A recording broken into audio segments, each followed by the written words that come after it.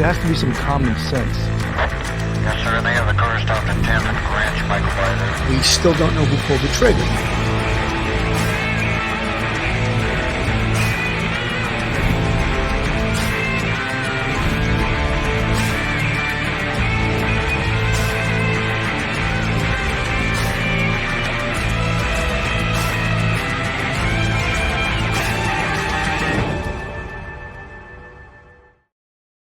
Hello, everyone, and welcome to Police Off the Cuff, Real Crime Stories. I'm your host, retired NYPD Sergeant Bill Cannon, a 27-year veteran of the NYPD.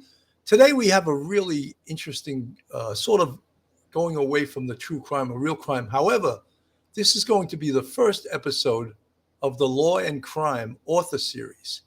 And what better author can I have on the show than a guy who's walked the walk and can also talk the talk? I love that expression. He can walk the walk and talk the talk. And he's retired NYP first grade detective, Michael O'Keefe. And, to put all prejudices away, he's a friend of mine. So obviously I like the guy. And he's the first, well, he's not the first. I've had him on the show before, but this is the first of the Law and Crime author series. And Michael O'Keefe, not only is he a fantastic writer, but he has a great, not just police story to tell, but a life story to tell. His life is very interesting, and what led him up to becoming one of New York's finest, what led him up to becoming an anti-crime cop, and what led him up to going on the anti-crime unit in the 3-4 precinct in the 1990s, one of the most violent eras in the city of New York. In fact, the 3-4 precinct in Washington Heights had 129 murders in 1990, I believe it was. And under that political climate and under that violent climate, the drug climate, the crack epidemic, was the 3-4 anti-crime, as well as many other anti-crimes across the city that dealt with the drugs and the violence and the epidemic of it, and the unwillingness for a lot of politicians, much like today, to do anything about it. And this is, I'm sort of creating the sense of what it was like in 1992. And what we're going to talk about today is specifically Mike's writing, but also about his police career. And of course, a life-changing incident was his encounter with a drug dealer named Kiko Garcia, who he had a life and death encounter with in 1992. And incidentally, this, I believe it was July 4th, they list the Washington Heights riots as happening in July 4th to July 6th, 1992. I think they lasted a little longer than that, but that's exactly the period they listed as. And this incident that Michael O'Keefe was involved in led to the Washington Heights riots. And we'll learn a little bit more of the inside story of it. Not just the encounter and the way the streets were back in 1992, but the politics behind the scene that led to actually the indictment, the arrest of one of the anti-crime members of the 3-4 precinct unit that was known as Local Motion, and about how they were being targeted by politicians. And Mike's going to tell his story, and he has a fantastic story to tell. So without any further ado, I'm going to invite to the show Michael O'Keefe. Mike, great to have you on again. It's a pleasure to be with you, Bill. Mike, I had you on the show, I think probably it was 2 or 3 years ago when you told this exact story. And I remember I was with Mark DeMeo, another retired NYPD detective. And we were actually brought to tears when you told this story. It's a very emotional story. And for other cops, I mean, just you can imagine yourself being in your shoes when this occurred. I don't know if civilians can, but this story is an incredible story, a life-changing story. And Mike, I'm tired of talking. I'm going to let you. Why don't you tell the story of this encounter, Mike, with Kiko Garcia? All right. I mean, if we're going to tell the story of the encounter, you have to understand exactly what we were doing back in 1992 in anti-crime. We were, I was in what turned out to be, after an investigation, we were considered the most prolific anti-crime unit in the history of the NYPD. And our specialty was taking guns off the street and making violent felony arrests, robberies, shootings, things of that nature, serious assaults. And it wasn't me. It was actually Ray Kelly commissioned the report from one of the inspectors in the detective bureau. After everything jumped off, and he was the one, I forget who, it might have been Patty Harnett. He came back and said, this is the most prolific anti-crime unit in the history of the anti-crime program. So those are his words, not really mine, but I'm happy to repeat them. It's nice to be considered the best. The evening in question, we had been running around together for about 2.5 years, my team, and we had gotten the nickname Local Motion because of a decal that we had on the back window of the unmarked car. It looked like a livery cab, and it was a surfboard wax called Local Motion. And for whatever reason, a lot of the Dominican cab drivers, the livery drivers, had that decal somewhere in their car. So we had a Mr. Poppy deodorizer on the front windshield. We had the windows smoked out, and then we had Local Motion. And it doesn't take long for you to jump out of the car to lock people up with guns for them to recognize the vehicle. It actually ends up becoming an albatross. They see that car and they know it better than a radio car.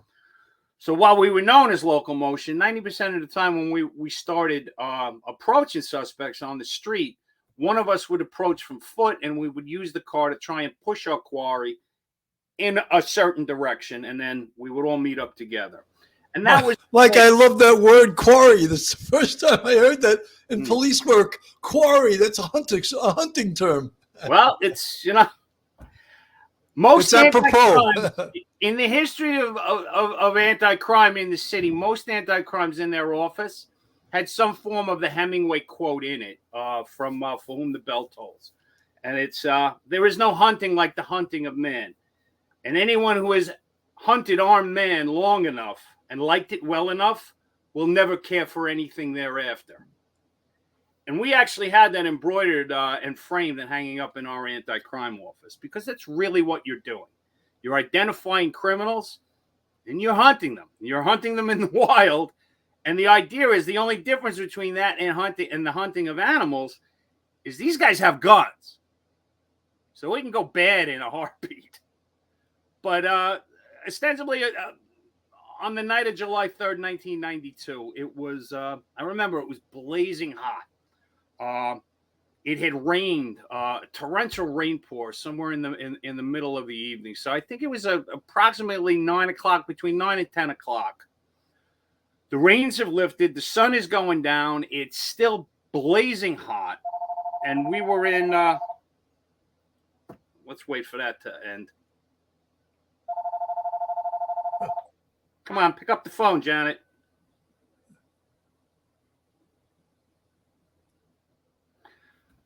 We were coming down St. Nicholas Avenue, and there was always traffic at the light where St. Nicholas and Amsterdam Avenue crossed. And so we're sitting at the corner of St. Nicholas and 162nd Street, and I look over to my right, and I see this guy, big guy, inappropriately dressed. He's wearing a sport jacket. And his head is on a swivel, and it looked like he was trying to suck his brain back up through his nose. That's how hard he was inhaling. And he kept grabbing the lapel of his jacket and pulling it over the center of his waist, and there was a giant bulge underneath. And I saw it, and I said to my partner, Tommy McPartland, who was driving, and Matty Bradisani was in the back seat. And I said to him, take a look at this character over here. He's got a burner. And they looked, and they're like, yeah, what do you want to do? I'm like, you know what? Circle the block, make a left, circle the block, drop me off on 163rd Street. I'm going to walk up, and I'm going to OP him from the corner, OP observation post. And you guys take the car, come around the block, and come up 162nd Street. When the alarm goes up, you should walk right into me, and we'll meet up, put him on the wall, and we'll hook him up. Great plan. Funny thing about plans, they just never seem to go the way you plan. I'm standing there on the corner and I'm watching him, and nobody's making me at that point. I have long hair. I have a ponytail all the way down my back. I'm wearing a light cotton hoodie over my head. I'm not making eye contact with anybody. Got a baggy shirt covering my vest and my gun. And so I'm just standing there watching him. And I know when the car hits the block because I hear the alarm go off. Bajando, agua, policía. I'm like, okay, they were on the block. And now I'm waiting for this guy to turn around and walk in my direction, except he goes the other way. So now I get hot on his heels. Just as he's getting in the door of the building there, which turned out to be 505 West 162nd Street. But I didn't know that then. And it would play, the fact that I didn't know it would play a big part in why I couldn't get any help. My mistake. But I grab him in the doorway, and he's a big guy. He's taller than me. He outweighs me probably by about 40 pounds. I pull my shield out from around my neck, and I grab him. And in Spanish, I say, "Policía no se mueve." And rather than stopping what he's doing, he elbowed me in the throat. But I was holding on to him, so he backed in through the doors, and now we end up in a small alcove. And we're fighting. He wants no part of going to jail. And the war is on. We're blasting each other in the head, in the face, in the body. It's a rolling fist fight. I think once or twice we go to the ground in that little vestibule until we end up tumbling together through those doors. And now we're in this great hall with stairs in the background. It's probably 100 by 35 feet wide, and it's all marble. Resembles more a mausoleum than anything else. But the war is still on. We're beating the crap out of each other. I'm going over the radio, putting over a 1013, but the location I keep giving is wrong. I'm giving 162 in Amsterdam, 162 in St. Nick. I'm in the middle of a fist fight, so half of my radio transmissions are getting garbled because I can't finish them because I'm getting punched in the face. So we're wrestling, we're fighting. I can see his gun in his waistband. It's this great big black thing with rubber Pacmaya grips. And every time I go for it, he's knocking my hands away. We end up on the floor, and at that point, now the radio gets kicked away. Nobody knows where I am, and you can hear guys out in the field coming over the radio, including my partner, Tommy, screaming, "Mike, where the fuck are you?" I wish I could help you, Tom. I didn't know. But the radio's gone now, and the fight continues, and we're scrambling. I managed to get my hand on his gun. He knocks me away. He kicks me in the throat, and then manages to get up, and he runs toward the back of the hallway where the stairs are. And I intercept him just as he's getting to the rear of the hallway, and I grab his jacket and spin him around, and I hadn't realized he had pulled his gun out because the gun came up in my face. Just instinctively, I reached out and I grabbed his arm, and I pulled it down to the side. But at this point, we're both covered in blood. We're sweating bullets because the humidity is 100%. It's got to be 98 degrees out there. And what I later find out from the ME, this guy's coked out of his freaking mind. Apart from being a big, strong guy, evidently my punches, and they were haymakers, it's just having no effect on this guy. So as I pull the gun away, it starts slipping out of my hand. And it finally got to the point, I was absolutely certain I was going to die in this hallway at this point. But now the gun slips out. Now his hand slips out, and the gun comes back up into the front of my face, at which point I turned quickly, drew my gun, reached it straight out, and postage stamped him right in the chest. But he doesn't go down. He lurches and spins to the right.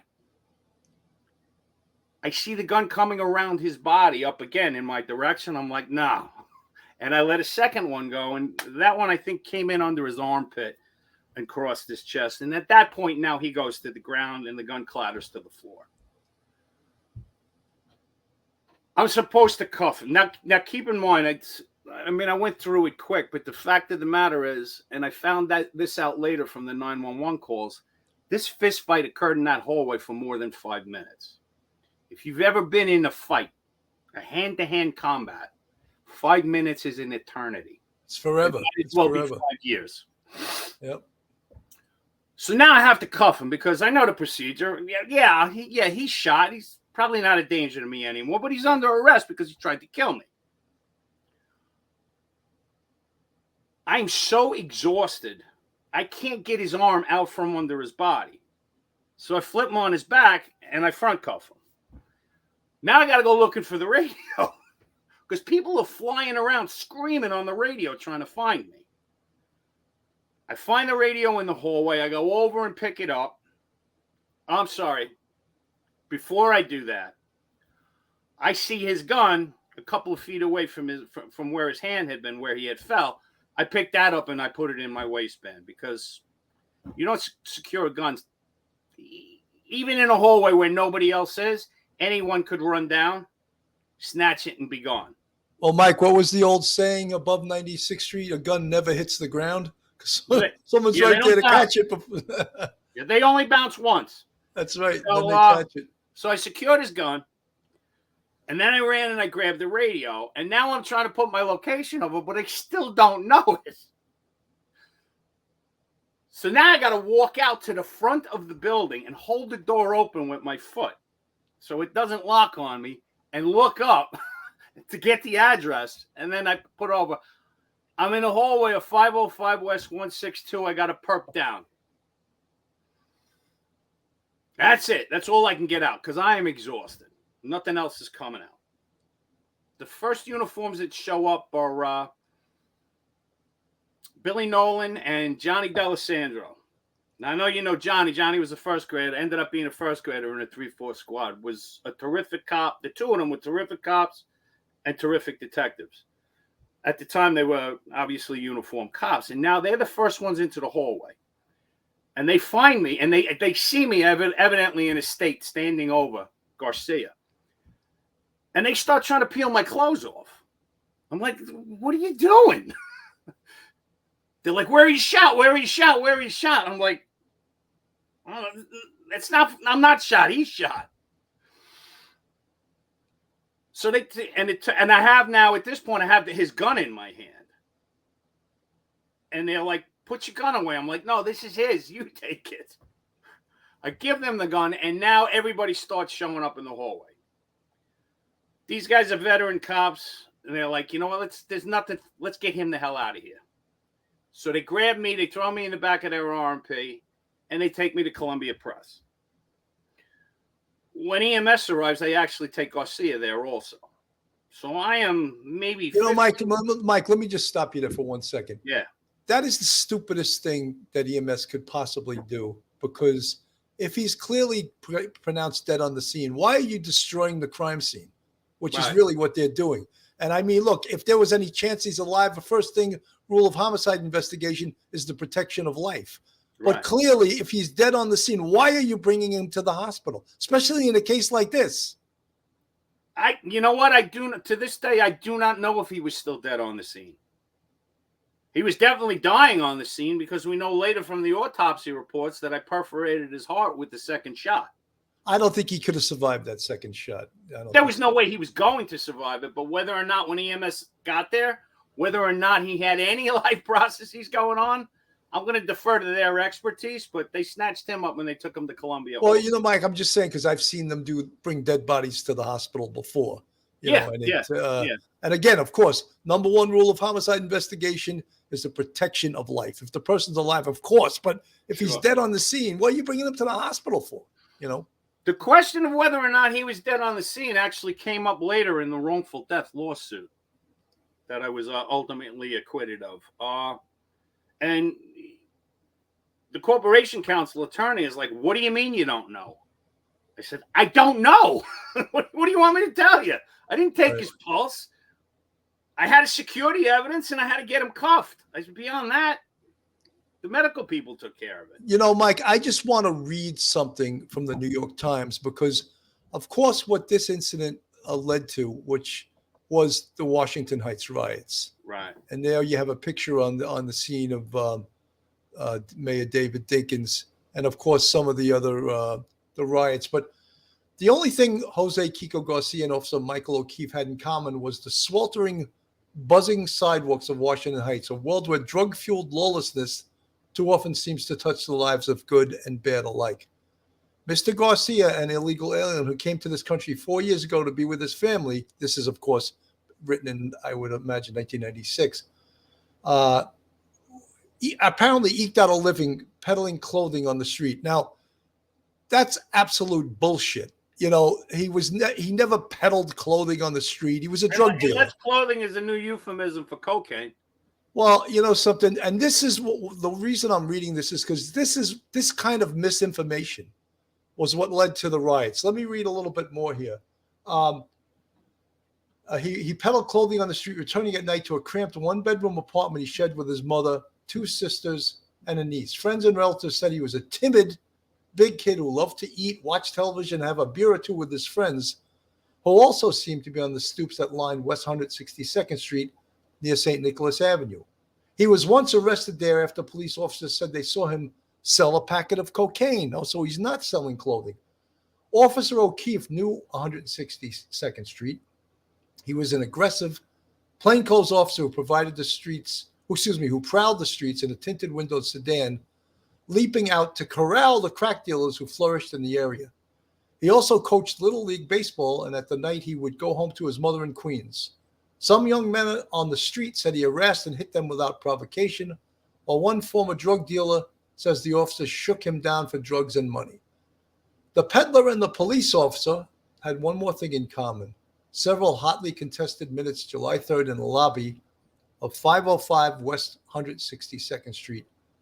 Minutes which left Mr. Garcia dead and which are commemorated by patches of blood-stained tile, melted red and white clumps of wax from votive candles, and a host of questions. The police said Officer O'Keefe shot Mr. Garcia to death after a struggle in the building lobby on the rainy Friday evening. A loaded .38 caliber revolver was found on Mr. Garcia, police said.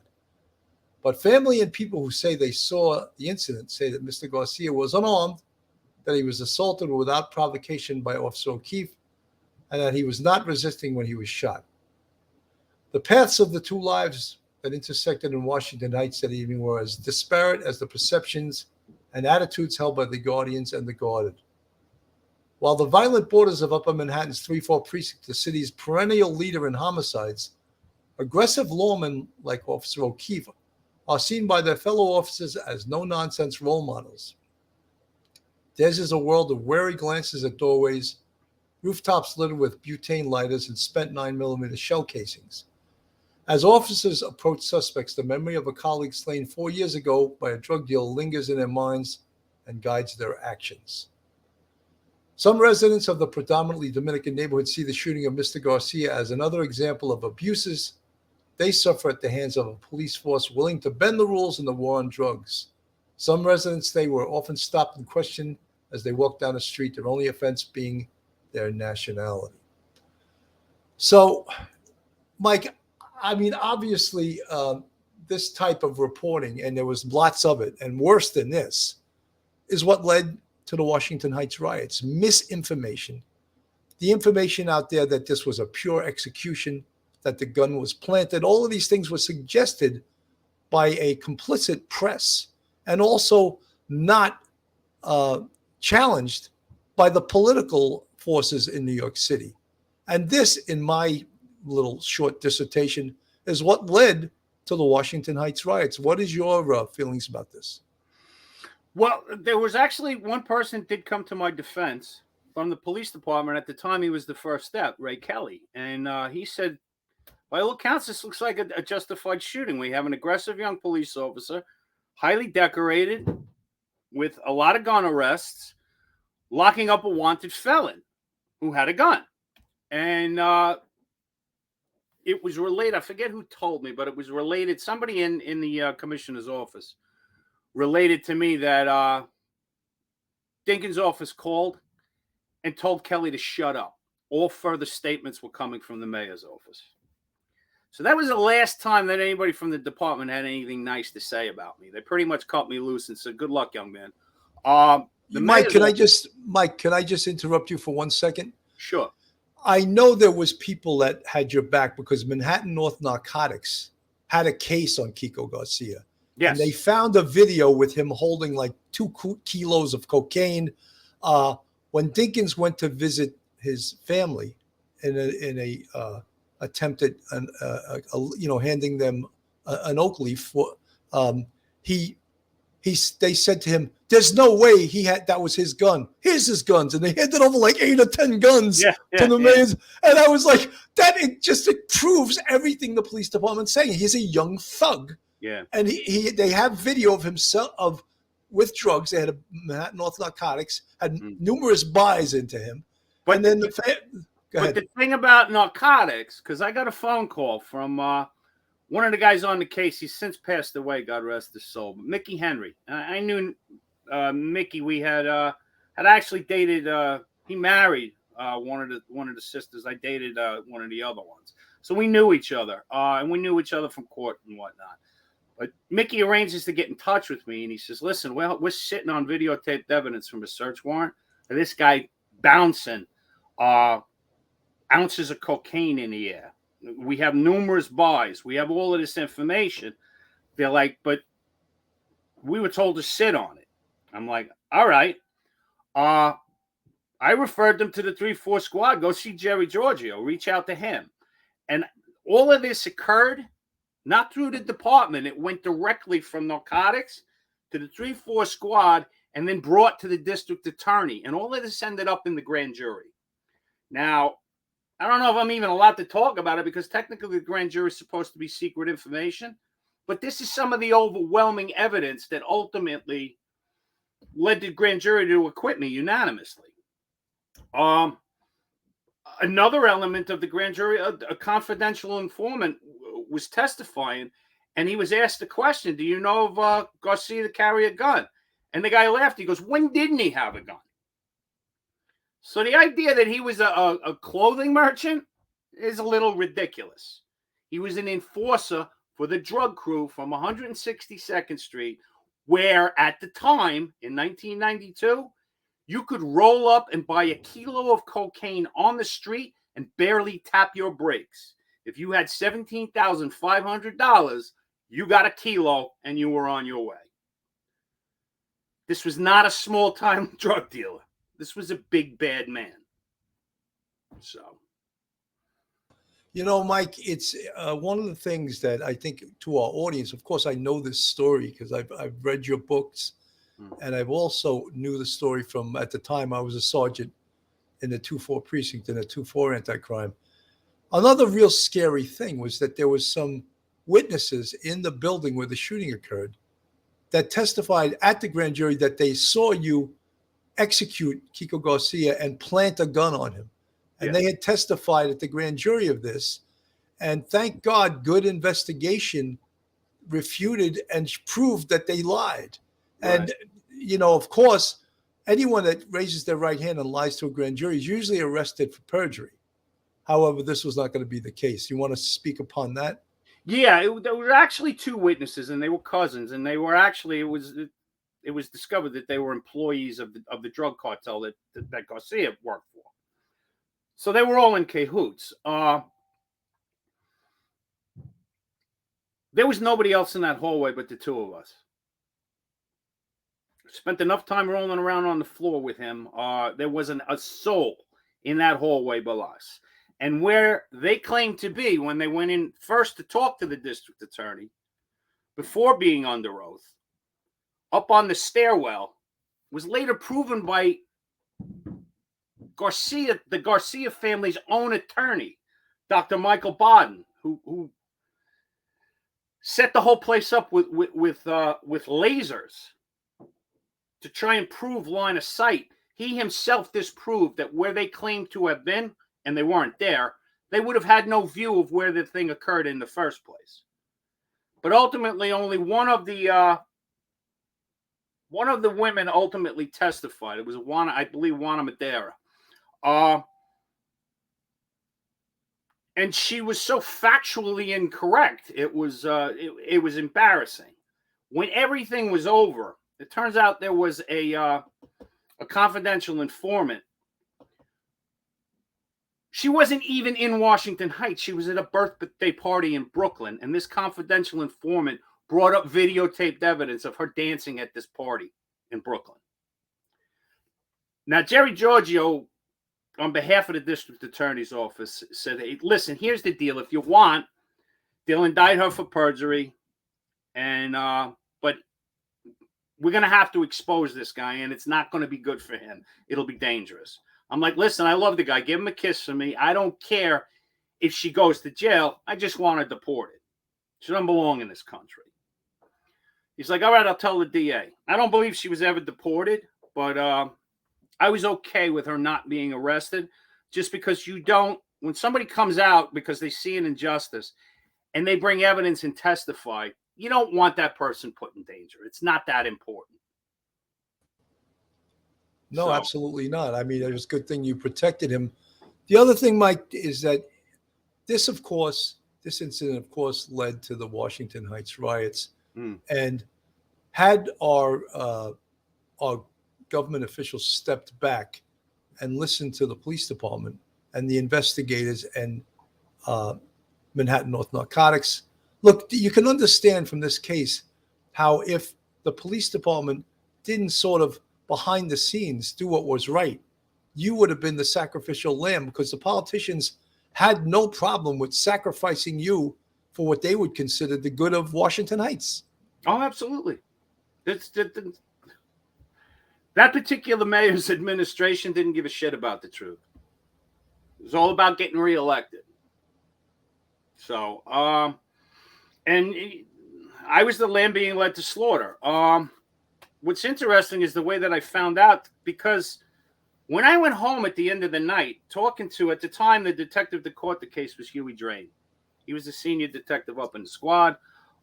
It turned out it was going to be a task force case when things went crazy. But at the time, this was a straight up justified shooting.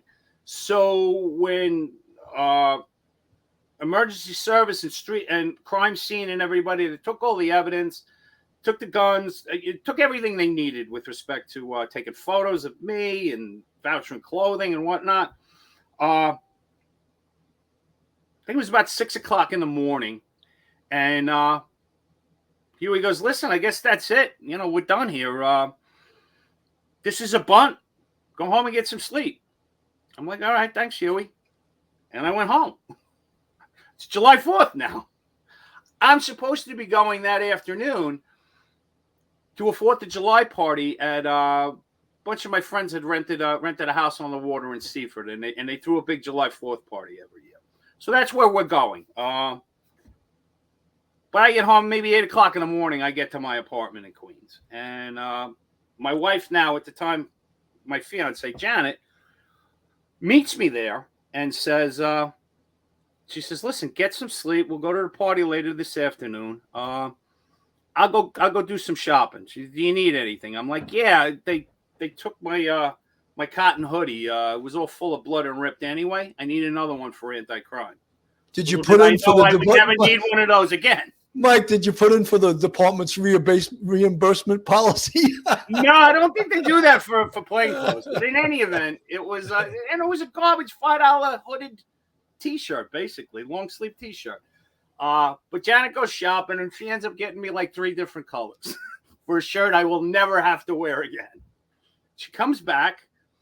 I'm refreshed now. To take a shower, we get dressed and we go to the party in Seaford. And while we're hanging out there, I'm still a little tired, but you know, I'm feeling pretty good. Little bruised up from the beating from the night before. But I'm relaxing with friends. It's now at the time my wife was working in the 13th precinct. She was the SP10 operator, and the department had a pilot program where they gave their SP10 operators cell phones. And these were, I'm talking 1992. This is one of those Motorola gray bricks. And it was incumbent upon the officers in that detail, they had that phone off duty. They took care of it. They charged it. They brought it everywhere they went. They were on the hook to replace it if they lost it. So she always had the phone with her. And we're hanging out at the party, and it's, I think, about 11 o'clock that night. Her phone goes off. And I'm like, your phone's ringing in your purse. Janet picks it up, and it's her partner, Pete West, who also passed away recently, 2 years ago. God rest his soul. But he's calling her from cell phone to cell phone. And, she answers the phone, and he says, why am I on a rooftop in Washington Heights getting shot at? Well, you're at a party. You're at a party on Long Island, and your boyfriend started this whole thing. That was the first inkling I had that bunt hit a seam in the carpet and went into left field. So at that point, I got to get on the phone. I finally get somebody in the 3-4 squad. I'm like, what's going on? They're like, listen, you need to get with the attorneys. Wherever you're home, wherever you are, go home. This thing, the lid has popped off on this. The mayor's office wants us to let them vent. So right now they're venting, but cars are on fire and cops are getting shot at, and it's a disaster. So just go home and talk to the PBA attorneys. So that's what I did. And Mike, can I stop you for 1 second? Sure. I mean, I don't think civilians know what you go through with something like this, and you're operating on pure adrenaline the next day, and you want to go back to a normal life, but the fear of, even though you did everything right, the fear of being we'll use a word that we use in policing, flaked by the powers that be for doing the right thing is a very real possibility. So therefore, as an educated police officer, you have to know, A, keep your mouth shut, B, speak to the attorneys, and do not even let the upper echelon of the department tell you to do something untoward that could get you in trouble, because you're on your own right now. You're on your own. I mean, I still love the expression, oh, everyone has your back except when you get in trouble. And on the police department, you better listen to the people that really have your back. And they're not necessarily wearing blue uniforms. I'll agree with you there, but basically the guys in the 3-4 had my back. Mike, I'm not talking a lot about for them to do. The people in charge of this, they were fattening me up for the kill.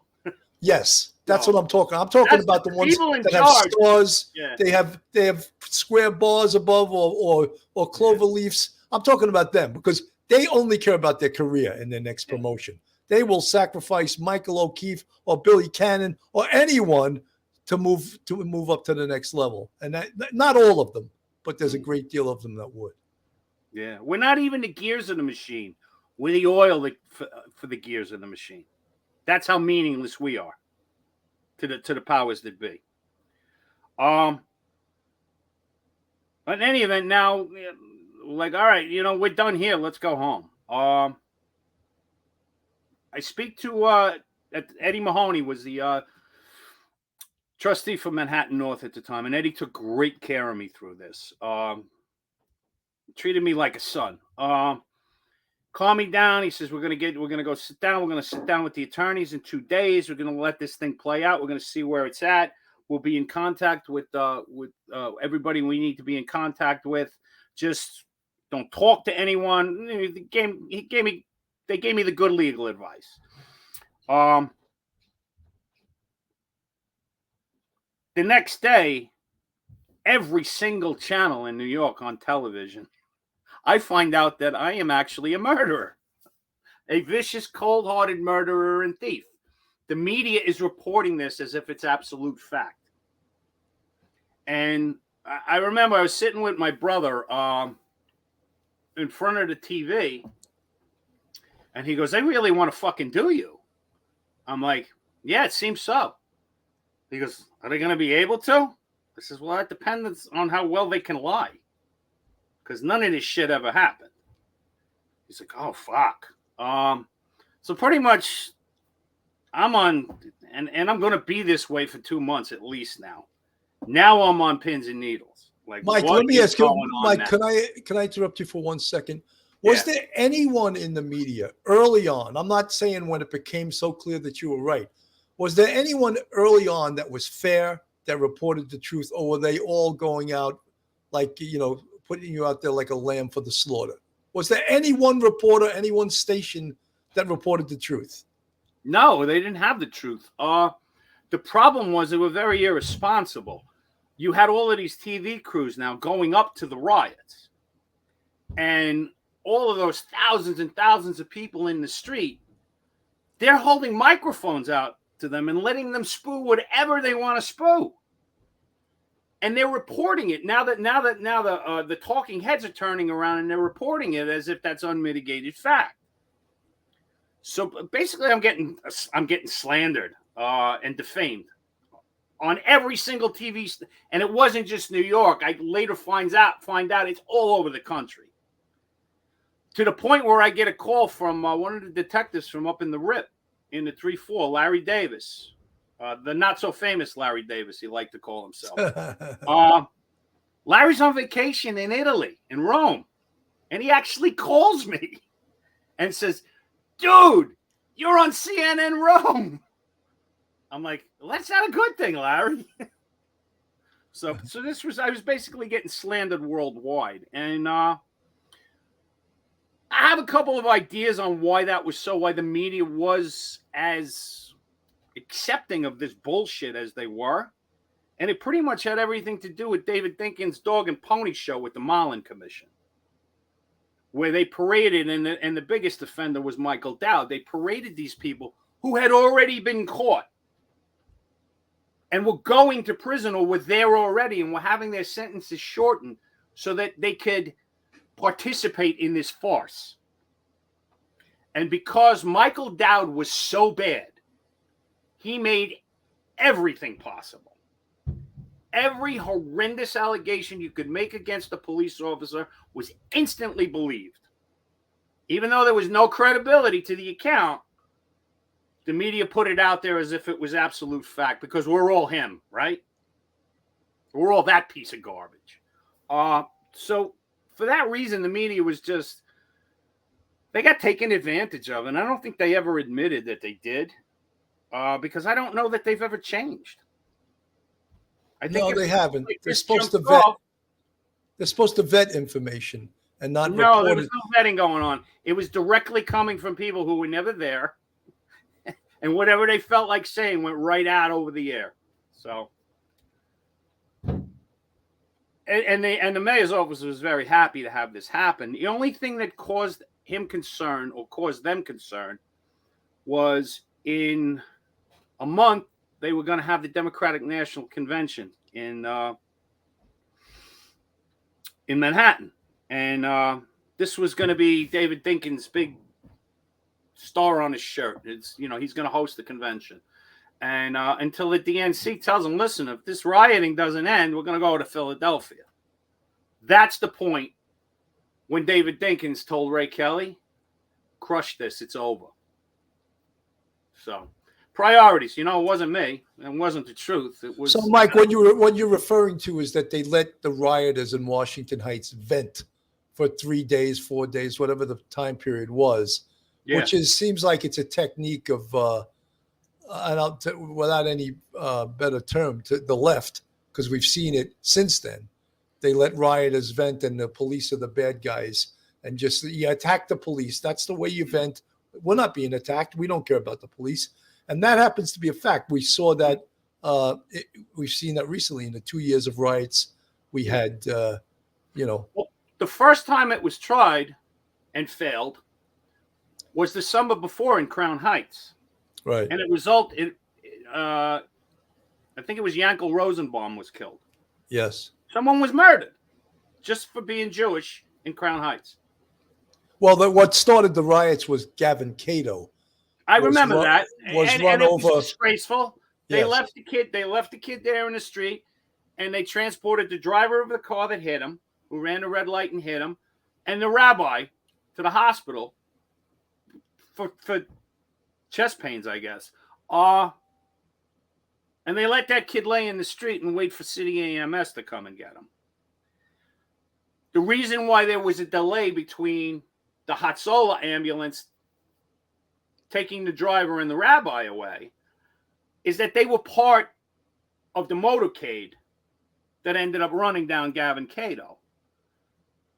the city ambulances actually had to respond from the hospital.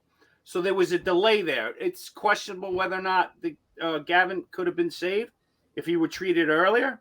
But to leave a child run down in the street while you tend to people with angina, pretty disgusting. I understand the anger. I understand the anger, but it doesn't justify riots. And it certainly doesn't justify a week later stabbing up a rabbinical student who had nothing to do with any of it. Right. So, but this was the Dinkins administration basically showing you this is what side we're on. We're on the side of lawlessness. Well, Mike, we see some of the same things today. Mike, we could talk for days, and we've already spoke for over 4. I want to get to your books, and I want to put them up on the screen. Shot to Pieces, and I'm going to let you talk about it. But really, there's a lot in this book about the Washington Heights riots, with, of course, the names changed to protect people's identity. 13 stories, that's your book of short stories. And, of course, we have Burnt to a Crisp. All, a character named Patty Durr. But let's start out with, because I don't know if we're going to get to all of these, Mike. But obviously, Michael O'Keefe had other talents besides being a great anti-crime cop, a great detective, making first grade. He was a writer, and he was able to work on this talent after he retired from the NYPD. And what's the amazing thing about police work is that so many cops have so many other talents that you're unaware of until they leave the job, and you're like, wow. Or sometimes you do know about their other talents when they're on the job.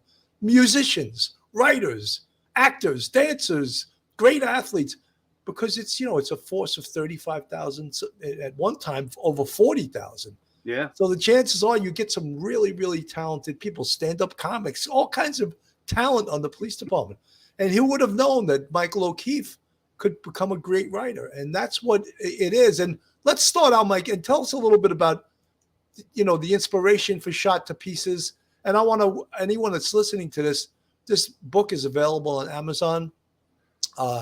It has something to do, not everything to do with the Washington Heights riots, but some of the characters. And of course, walking the walk and talking the talk enables you to meet and write about great characters. You want to speak to Shot to Pieces, Mike? Yeah, well, Shot to Pieces, I retired. I really wasn't on schedule. I would not have retired if I didn't get hurt. I was going to be surveyed off the job for line of duty injuries. My last knee surgery wouldn't heal. So I wasn't real happy about the circumstances of leaving the service. I intended to be perfectly honest. If I didn't get hurt, I'd still be catching murders in Brooklyn North to this day. That's how much I love the job. But I'm retired. There's nothing I can do about it. I'm unfit to be the police anymore. And I spent 6 or 7 months threatening to write a book, until my wife got tired of hearing it. And she went out and bought me a laptop, threw it at me, and said, "Just write the goddamn thing already." So I'm like, all right, I got to come up. The character in it is going to be me. That's the easiest way to tell it. I had a great homicide in mind that I caught in 2003 in the 8-3. So I was going to base it around that because there was a lot of drama involved in that particular case. And I knew that in the backstory, I was basically going to go over Patty Durr is basically me. It was my birth name. I was adopted. A lot of people didn't know that. I think the only one that knew it at the time was my brother because he had spied the adoption paperwork, rifling through our parents' underwear drawers. But in any event, I'm going to write this thing, and I begin with the contemporary homicide investigation from that murder in Bushwick. And in telling Patty Durr's story and the backstory, that's when I address the romance between him and his wife, Mairead. I address his background as a cop and how he became an anti-crime cop, and pretty much he was destined to be a detective. And of course, Washington Heights is a central part of that backstory. And the reason why I wanted to delve into that as deeply as I did is to get non-police readers to understand how absolutely politically polluted public service is in a city like New York. It's all politics. You know, Mike, The I truth always, doesn't matter. you know, on my podcast, I always say, people will say, stop getting political. And I say, the P in police stands for politics. Yeah. So don't tell me not to get political. It's impossible to separate the two. Thank you. Thank you for your, for saying that. Stop getting political. There's no way. The police are the brunt of all politicians' ire. And whenever they have a problem, they blame the police. So I wrote the book, and then I kept working it, editing it, trying to get it to be as good as possible. I had absolutely no idea how to pitch it to publishing houses.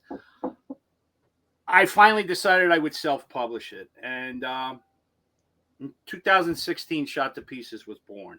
And no sooner did I get it out, and it started selling on Amazon. When I had this uncontrollable urge, it was almost like a sickness. Like, I got to write something else. So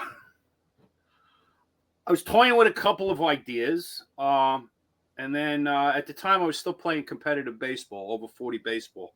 And I ended up blowing out my Achilles, trying to turn a double into a triple. Sniper got me from the tree line. I went right down on my face. I get the surgery, I have it repaired, and the doctor tells me, stay home, rest on this. You don't want the wound to get infected. And like an idiot, I put the walking boot on and I go back to the gym and I give myself a whipping staph infection. To the point where I go back to see the doctor now. He goes, if you had been a day later, I would have had to take the foot. So he cleans it all out. He gets as much of the infection as he can. He says, I'm not even going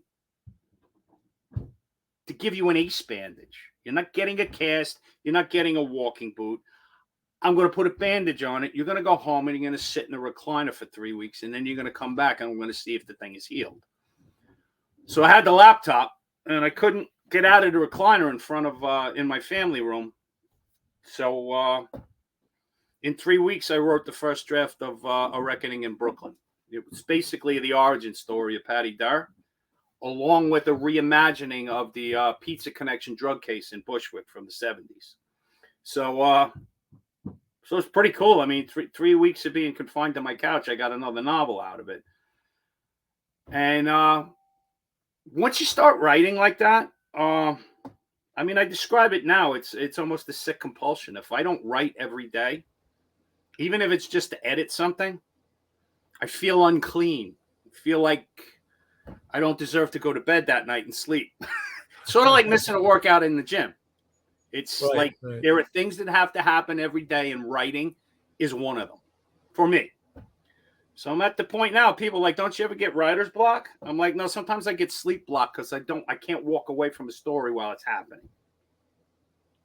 So, I can't really relate to writer's block, and I hope that stays true. But I wrote that book. I had collected a bunch of short stories that I had published in magazines and journals, and prize-winning short stories. And somebody suggested, hey, repurpose that stuff, put it together, and put it out as a book. I put 13 stories out after that, and that book, if you can put it back up, I'm actually very proud of the cover.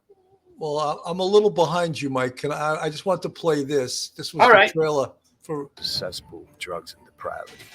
Every aspect of life is contaminated by the mafia. Butchie Grosso and his partner, Fast Eddie Curran, are the only cops with the courage to take them on. Only the gangsters, their own dirty department, and a corrupt federal government stand in their way. With their families in the crosshairs, can they survive the mob and a crooked justice system? Experience the new historical crime thriller, A Reckoning in Brooklyn, from Detective Michael O'Keefe. Available on Amazon and wherever fine books are sold. Not only did you write it, but you got to narrate it. Wow, you got a little bit of acting chops in there too, some voiceover work. You have another one. Let me play all the trailers right now. And this is the Burnt to a Crisp trailer here. I'll put that up on the screen. See, I'm not just a a host. I'm a producer, director, man of all. Detective Patty Durr can't catch a break. His wife is dying from 9/11 cancer. A vindictive police department psychiatrist is out to get his guns. With the corrupt mayor and first lady as her allies, even the big bosses in the NYPD can't protect him any longer. On top of that, he just caught a disturbing homicide with 3 innocent victims, no clues, and a neighborhood drug lord standing in his way. Durr is out of options and the clock is ticking. It'll take a miracle to save him now. No wonder Patty is burnt to a crisp. Experience the gripping new crime thriller from Detective Michael O'Keefe. Available. That's great, Mike. That's excellent. I love this. Let me see. I think I have one more trailer we could play because you've written so many damn books. So let me see.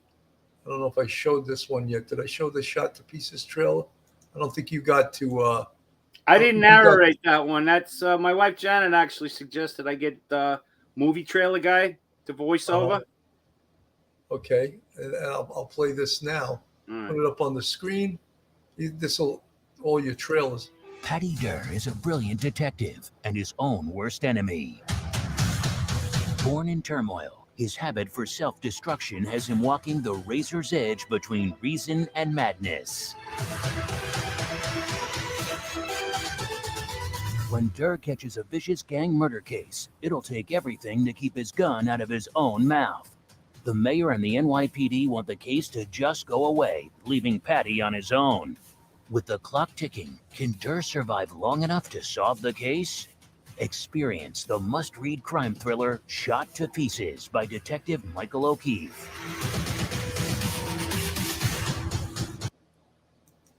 Very cool, Mike. Very, very cool. You know, Mike, I just wanted to say something. With these books and these trailers, obviously, some of it, it's fiction, most of it, but it's autobiographical, a lot of it. And there's things that we talk about even on Police Off the Cuff. And I think that anyone, and this is my personal feelings, anyone that's been an active cop, you know, did over a certain amount of years, you definitely have a level of PTSD.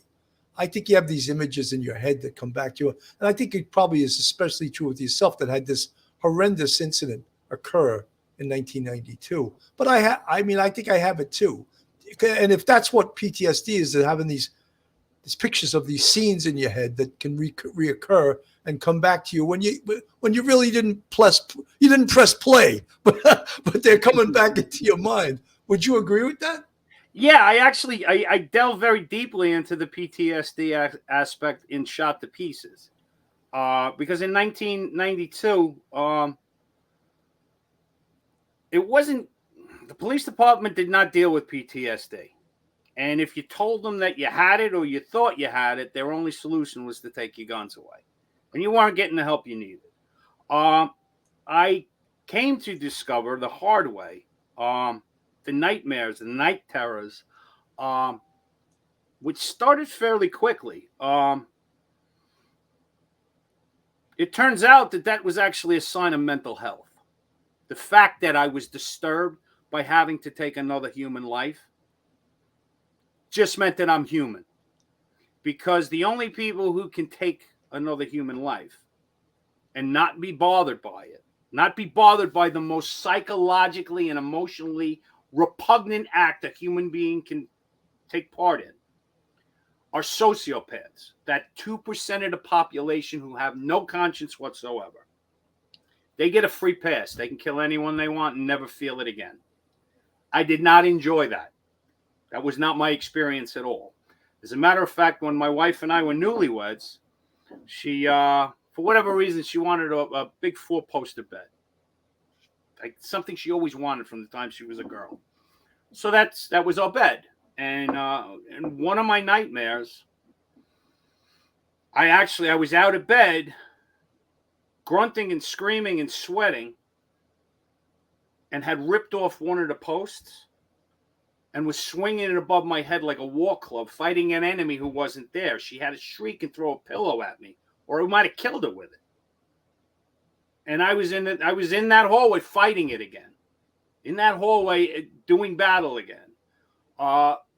Incident before that, when it first started to rear its ugly head, I'm in the middle of that fight, and I can't get the gun, and I actually had my wife in a chokehold, and the only way that she woke me up and freed herself was she had to pinch the inside of my thigh.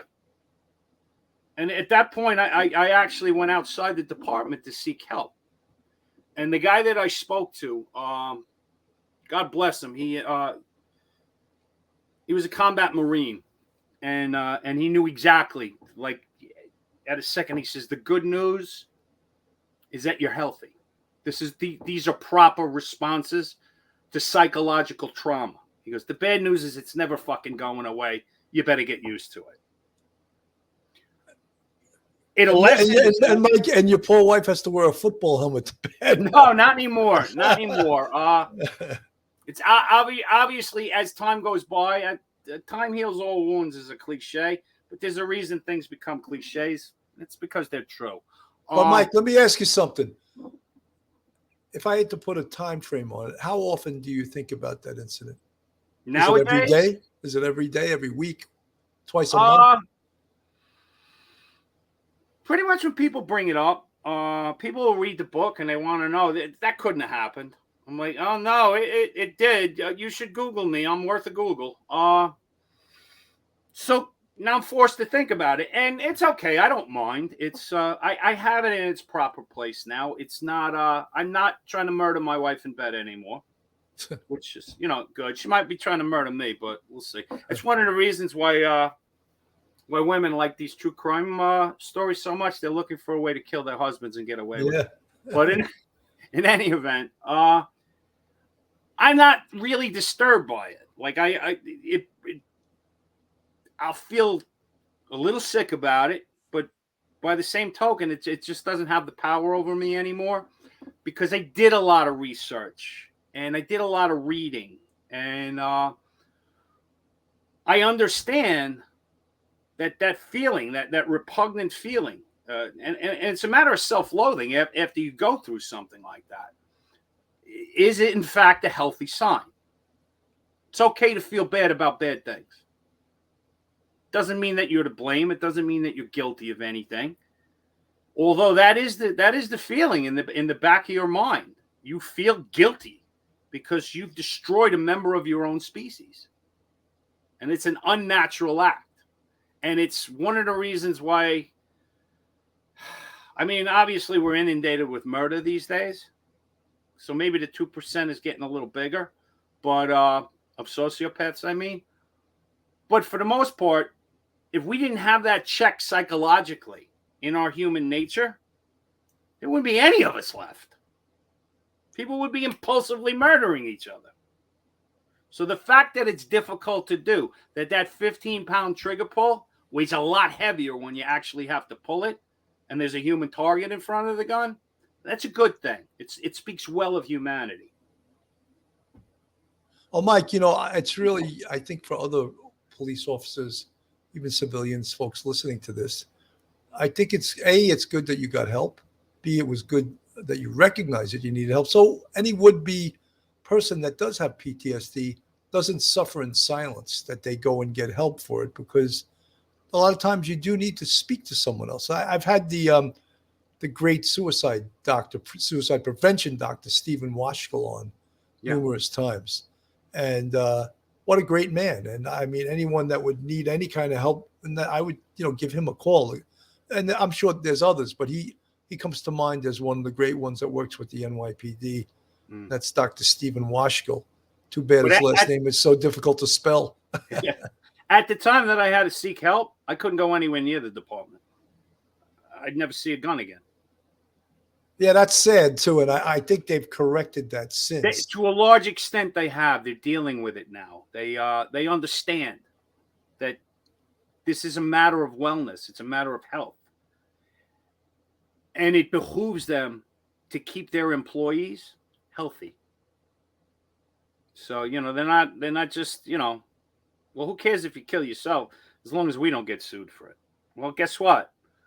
Don't give the guy treatment, send him home and have him kill himself, you're getting sued. Probably more than if he had shot someone else.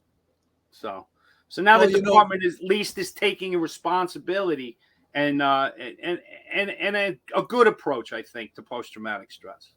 I think in a way, Mike, but at the same time, the department treats a lot of officers like they're horses, that they just make them work overtime beyond what's healthy, overtime that's ordered, which happened to us too. But it seems like today it happens from what I read, and I haven't spoken to many new police officers, that their expectations of what they do, and just even the supervision, body worn video. Each cop carries a cell phone that can track every single place they are. It's all of these things, video everywhere besides their own body worn video. There's never been this much of a spotlight on policing as a profession as there is now. And that also is a stress inducer, besides all of the other things, that the restrictions that, especially in New York City, the diaphragm law, things that are just absolutely ridiculous, that these elected officials, they should go out on patrol for about a month and they would all change their tune. The restrictions, getting rid of qualified immunity, all these crazy things that we never thought possible. But guess what? They used to say, it's getting worse. And guess what? It did get worse. It did get worse. And I loved the job. I really did love the job. And, at some point, it's always for everyone. It's time to leave. And I love that expression. There's many copisms, but the best expression you can ever hear is, there's life after the police department. And that is 1,000% true. Yeah, you're absolutely right. I mean, the 13 years that I've been retired, I'm making the most of it. I'm probably working as hard now as when I was a detective. The difference is I'm working on what I want to work on now. I'm coaching football. I'm training kids in the gym. I'm writing incessantly. And I'm not ruling anything out. If a project comes up that interests me, it's going to be creative in nature. But yeah, I'm all in. This is good. It's a good time to be retired, Bill. Yeah, and something, Mike, you're like, well, I'm not going to go, I don't write like you, but I tried a lot of different things. I tried acting. I tried stand-up comedy for 7 years. And as a result, things lead you to other things. Stand-up comedy led me to this podcast. And I'm really happy about doing this podcast. It gets me to still somehow talk about the job and be involved with great people. And, at the same time, see how the other, talk about journalists. I don't consider myself a journalist, but I don't consider a lot of people reporting for TV stations journalists either. No, they're not. They're $50 haircuts with a microphone. Yeah, that's and not. And you see how the machine works. And for a large extent, I'm what's called a YouTube content creator. I'm part of it in a way. And this, we can't lose sight of it, that this is showbiz too. And I'm not doing a show so no one watches it or no one listens to it. I wanted people to watch it. I want people to listen to it. That would be, sadistic for me to do a show that no one's going to listen to, But so, yeah, we're part of it in a way. But getting back to the whole thing of trying different things and not being afraid to try different things, that's living your best life, I think, Yeah. Like to make a little money at it. Yes, well, that more money, that I too. should say. That too. But it's a therapeutic thing for me. And it's great. And it's also something that my wife and I can do together. She's my first, what's called a beta reader. Before anybody else hears this stuff, I read it to her from across the table, from my laptop. And she's spot on with her advice, because Janet's an avid reader. Obviously she knows the job from having done 20 years in the NYPD. But she also knows what's going to capture a reader who isn't necessarily, like, I'm not writing for myself. I'm writing to be accessible to people who never were police officers. And I'm not going to say that you got to dumb it down, but you got to explain everything. You can't just rely on police jargon. I'll introduce police jargon, but in the very next sentence, I'm explaining what that means. And that's the last explanation. You'll see that word like perp show up throughout a crime novel. and now you know what it is. Now you're in the club, as it were. Readers who are not cops, who get to see behind the curtain, and they get the lingo, and they get the stories, and they get the legends, and the sayings. I mean, there are some tremendous sayings. Greatest show on earth is a prime example. And cops, I remember coming on the job at an old timer saying, "Congratulations. For the next 20 years, you got a front row seat at the greatest show on earth." And he wasn't lying. He wasn't lying. That's the truth. That's absolutely the truth. So, but the thing about it is, the average reader who was not a police officer, they love being initiated into that world. So this is a way for me to get people who maybe wouldn't necessarily like or understand cops. Now I'm bringing them on the inside to see what we're going through, to see the humanity of the people involved, to see that the armor has chinks in it, that the arrows get through, that 20 years, in my case, 24 and a half years. I know you did more than that. You think you're getting through without scars? You're not getting through without scars. You're getting lasting scars. This is a job that costs to do. My personal belief is the reward outweighs it. The reward of knowing that you've done the right thing, that you put yourself on the line to help people that you don't even know. You don't even know, but you did it because it was the right thing. That's the reward. And you know what? Yeah, I spent 24 and a half years being underpaid, being underappreciated. I didn't need to hear thank you. I had the knowledge that I did the right thing, that I did the hard thing, that I did the things that other people couldn't do to protect themselves. And I stepped in and I did it. That's the reward. And you know what? It's enough.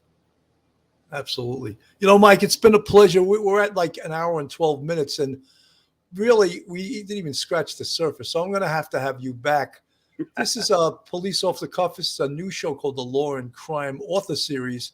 And it's been our privilege and my pleasure to have a great writer, great cop, great detective, Michael O'Keefe. And again, we could talk all afternoon, but I can't. But I'm going to have Mike back again, if he wants to come back again.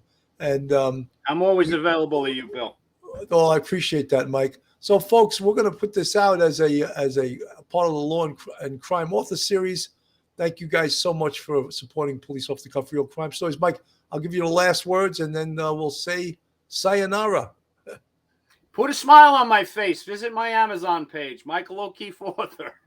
If you like police fiction that isn't really all that fictitious, grab one of my books and see if you don't want to be part of the experience. Thank you, Mike. Thanks for coming on today. Thank you, Bill. One episode just ain't enough.